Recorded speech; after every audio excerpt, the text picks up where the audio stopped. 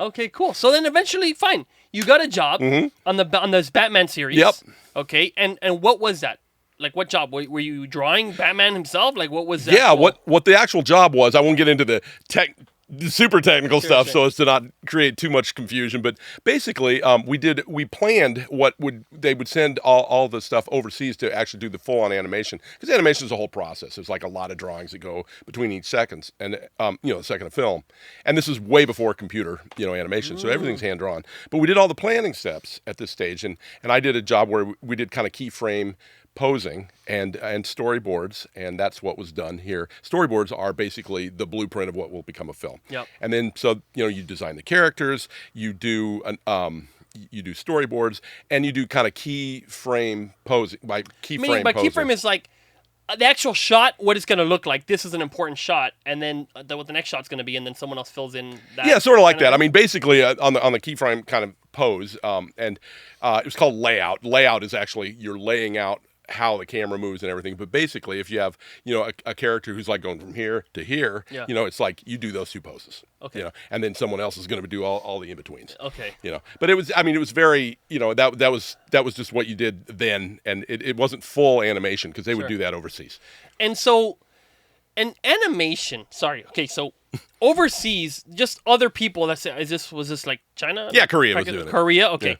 Yeah. So you send off the key ones to Korea, and then they draw all the ones in between. Yeah, basically. And they also drew, they would take the package we would send them, they would use that as reference, basically. And then they would create everything out of that whole kind of thing. And why is that not true animation, though? It sounds like... Well, it is true animation, okay. but it's not like at Disney, what we do, you had all the artists in-house. It wasn't like done overseas. Here they would do all this whole prep work. They would send it overseas. They would actually create the product. They would, paint all the images and stuff and composite them all together. We would record everything here and send it over there, and then they would like create this thing and send it back. It's basically a finished product, basically. And then they put the music on here, and it becomes a full thing. And yeah. So I mean, one of the things for me, I'm one of probably the first 5, 6 people that ever drew the character Harlequin, which is because she actually originated in the Batman animated series, and I was on the first. I did storyboards on the first episode that she ever appeared in. Wow! So you and what do they tell you? They say make someone who looks crazy and draw it, or are they like how much direction do you get told? Hey, you have to draw Harlequin. What do they tell you? Well, there's what's called a model sheet. Yep. The model is the person you're seeing, and that was designed by a guy named Bruce Timm, who also designed the whole show. It all looked very uniform. It was really cool looking, and he designed the character, what they looked like, and that's given to the people who do the storyboards or do whatever stage, and they use that as reference when they're planning out what the shot is, because each time the camera moves or cuts, you're actually planning that out in this stage called storyboards, and it's basically a blueprint for how you look at a film, and you can get a sense of what it is. And it's equated, not completely correctly, but it's basic. It can be thought of kind of like as a comic book that as yes. Something that will then become the product. So that's why I say it's a blueprint. Okay, so this guy Tim, he draws the model, and that's basically the look. And is it all outfits or just one outfit for that character? Just one look? I mean, I guess in this one series, maybe it's all she's ever going to wear.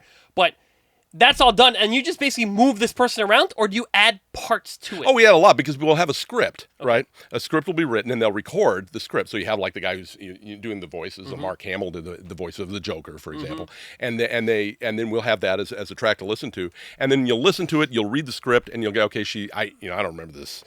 This is a long time ago, but I think there was some hyenas in the episode, right? And there was like, I think she kicked a dog food. Bowl, over to these hyenas, and so I mean there was a shot, and what the camera sees, and then it pans over, which means move the camera. Pans over as to wherever, to the dogs or whatever, and they start eating it. But it's what you actually see in the frame and stuff. That's the storyboard. It's like what is your choice of shot? Basically, what are you choosing to show? You're kind of like the director of photography in a sort of to that degree in the cartoon realm. Nice. So yeah, Okay, and when you started there, it's your first job. Yep. At that point, you're basically like, in their eyes, kind of like a nobody. I was a nobody. No? I was such a nobody. Yeah, you were a nobody. Oh, yeah, I didn't know anything. It was, animation, there's this whole thing with it, which is very, there's a lot of technology to it in terms of techniques as far as how it's made, right? And so I generally don't tell the people the process because it's very complicated and people won't really understand it. But there's a way a camera is set up to take pictures of all these things and the way they do these things. And I had no idea what I was doing. And in fact, I mean, you've probably seen people like flip the pages in animation. And there's like holes in the paper, and they go on this thing called a peg bar, and that's what you use to flip them, and it's held there. But I got to saying, why are there holes in this paper? I didn't understand anything, and you have to, there's so much. Okay, so now let's go back to that because that's very interesting. Is this flipping? That's not how the actual movie is made, or it is? It was back then. No, they didn't flip them. So how do you go from a stack of papers? You have how many drawings would be in one episode, for example? Well, it's hard to say, really. But I mean, if you take the concept of a film, there were 24 frames of film per second. Okay. So there's the potential of 24 drawings per second. Now, we weren't drawing usually, every other frame, because what'll happen is you have a drawing, right, and it's put on a panel, a picture. There's a background, and then they'll paint a cell, which is a celluloid, which is the drawing is put on that and colored so that you see through it. So you have a character on one level, and behind him is the background. Okay, does that make sense? Yeah, sure. And then the background doesn't change. So you'll take the character off, you'll take the next pose on, you'll take a picture, and you'll take the character off, put the next one on, and you'll take a picture. Well, so then the character's moving like that when you put it on film. Okay, so it's not flipping because you don't see the actual pages moving, but for every second that goes on the TV at that time, 24 pictures were taken and just put together for every second. Basically, the potential of 24 usually is like 12 or less. Okay, but because it might not change. That's how it goes, but the same one might show. So for a 30-minute show, you're talking about 720 potential drawings. For one, how long? 30 minutes. Well, yeah. No, per second. I'm sorry. Math is so wrong. So each second, 30 minutes, 60 seconds times 24. So you're talking about 43,000. That sounds more like it. So up to 43,000, but let's say you do half. So you're talking about 20,000 pictures would be taken to make one episode. Well, at least, yeah, because that's for everything that moves. And you'll have Batman. That'll be done, and then there might be other characters. There's a lot of drawings that go because and the reason we were talking about like the flipping, right? The flipping is done as you're preparing this. You draw and then you use the flipping because you're flipping so that way. Make sure the movement looks fine. It's smooth, and then when it all gets done, then it goes to the next department where they actually put it. They'll Xerox it on. They would Xerox it on celluloid and then paint the cells. And so that's when they're on that process is when they're putting them down and taking pictures of it. So wow, I know it's pretty. That's a lot. I know it's a lot of work. So you're so how much would it be? So because one frame you're saying has multiple pictures. Well, possibly. It depends on what you're shooting. Okay, so in an episode, I said 30,000, 40,000 pictures for an episode. Does that sound like that's about? It's probably quite a bit more than that. Would be quite a bit more. Probably like 100,000. No, probably over that. Yeah. I really don't know for sure because I never really did the math on it. Okay. But I mean, if you have two characters, I mean, that character's walking in and this other character's walking in, and so it's double. So it's basically for every little frame there, you're gonna have 12 to 24 per person as they're moving. What if there's a cat moving too? Yeah, there's cats. That's 3. Yeah. But then there's also you get into if you like have you ever seen a cartoon and you'll see a telephone or you'll see the phone rings. Yeah, the phone rings, but when you look at it, it looked a little funny. Yeah. It didn't look like it fit with the background. Well, the reason was it was called a held cell because it would be there and it would be held there indefinitely for frame. It's not moving and then until it has to move and then it shakes. So anyway. You try to save it. Yeah. Okay, so we're talking about 100,000 pictures minimum. Probably, at the very least. yeah. Okay, I guess. I don't really okay, know. cool. So fine. So now you're in it. You're like, hey, are you so pumped? You're like, I'm working in this field that I love. And I loved it. You're in a whole new place. Yeah. Okay. I love it. So you're part of the minimum part of people living in America that were happy with their job. I love that job. You realize there's a very small percentage. I know. I was very lucky. It's crazy. Yeah. So, but and then you're at that point. I mean, again, this is a while back, but what was your pay? Back then, I was making. I think it paid $600. I want to say it was $675 or $625 a week. Okay. Was what it was, which was.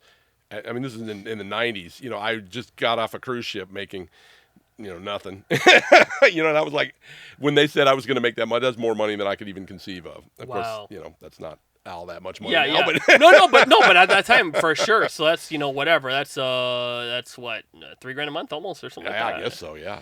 And at the cruise ship, we're making what? Oh, I think it's $300 a week, maybe. Okay, so more than double you're making. Okay, good. So now you're there for a while, and how long does this go on?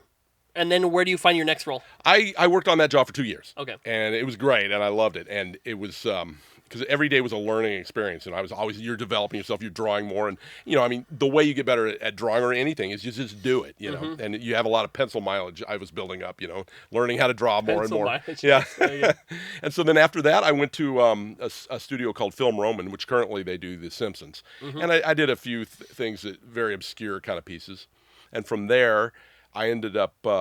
I went to Marvel Comics and I worked for Stan Lee on a Spider-Man show back in, and this was '90s. And I was trying to get into Disney at the time, but I was preparing a portfolio because it was features, TV and features, and and I was trying to get my foot in the door in features. So Disney is like the ultimate. No, that was at the time. At the that's time, true. that's like the. Yeah. Wait, I mean, what about now? What would be like who's the top now? Well, in your eyes? I mean, right now you've got like Pixar, you got you got Disney, DreamWorks, Sony. I mean, they just put out that the last several movies of Spider-Verse kind of stuff was fantastic, and I mean, there's definitely other contenders, and now, Yeah. But for traditional hand-drawn, animation, I mean, Disney was definitely. Certainly at that time was, the peak That's of everything. Yeah.